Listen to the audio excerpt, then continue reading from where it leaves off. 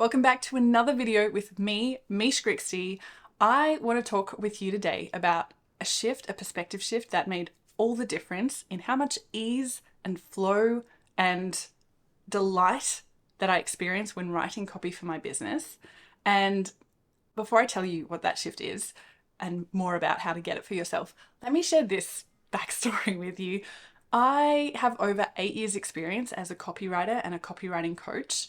And despite all of that experience, only in the last month did I have this realization. And that realization is this.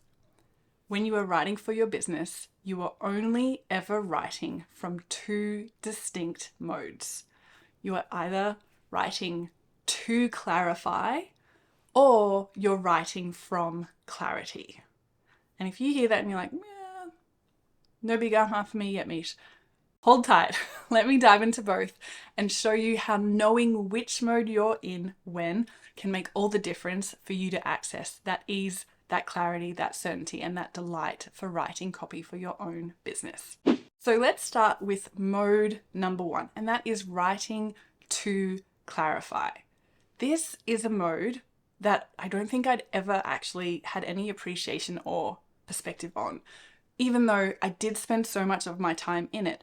And to give you real hard, fast examples of what types of writing or ways to tell when you are in this mode 1 of writing for your business, writing to clarify.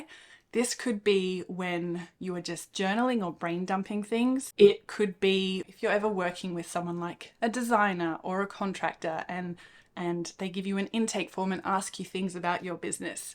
And the responses you put into that intake form, that is writing to clarify. It's asking you to think about things in a different way and put the pieces of the puzzle together or take them from your brain and get them in front of you in a way that you perhaps haven't recently or easily.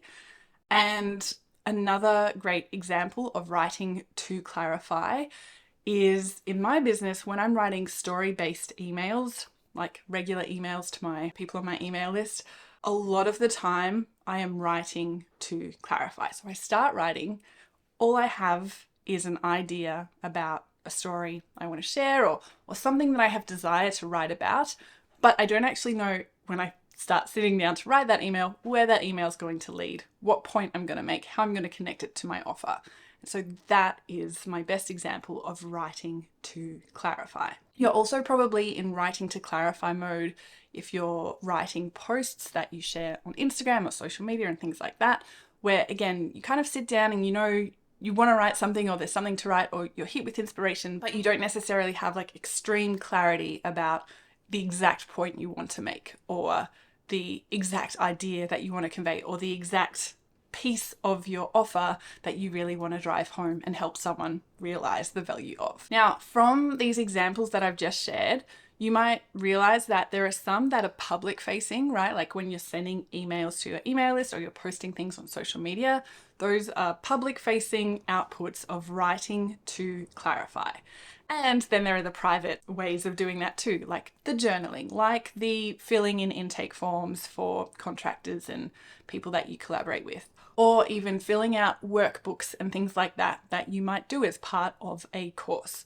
All of those actions are writing to clarify, and it gives you more insight and greater ability to articulate what makes your offer valuable, what makes it different and better from other things your best fit clients have already tried, and really helps you hone in on communicating what your offer is and why your best fit client would care and value it so much if only they knew.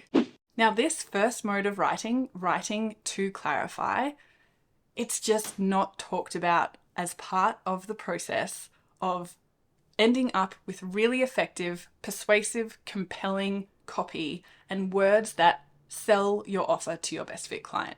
But it is key because if you ever go to sit down to write a sales email as part of a launch sequence, or to write a sales page, or to write a bio for a podcast that you're going to appear on, or if you're writing the landing page for your new freebie or resource or anything like that, all of those things require you to write from clarity, which is the mode 2 of writing. And a lot of the tips and teachings and lessons that you see out there in the wild, a lot of the courses out there that teach you to write these pieces of copy actually require you to have that clarity already in place. Now, of course, some of these courses and things like that might offer the mode 1 of writing, right? Like, here's a workbook to help you get clear on those things.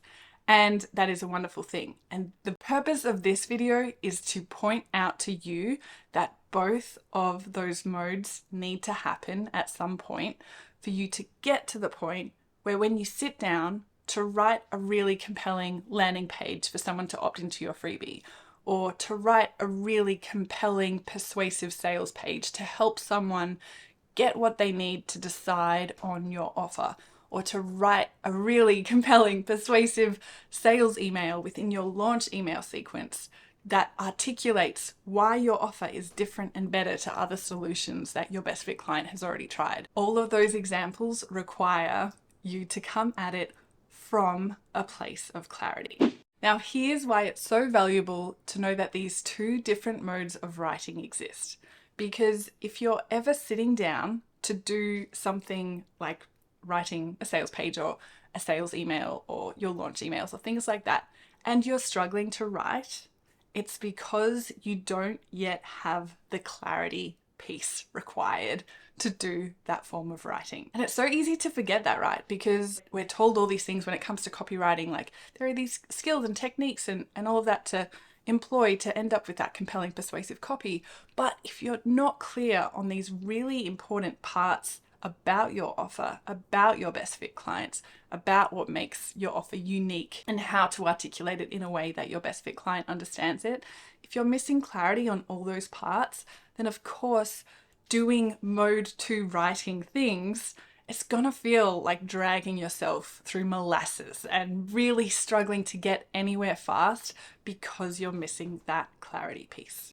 Now, I want to jump back to the mode 1 of writing that I talked about, writing to clarify.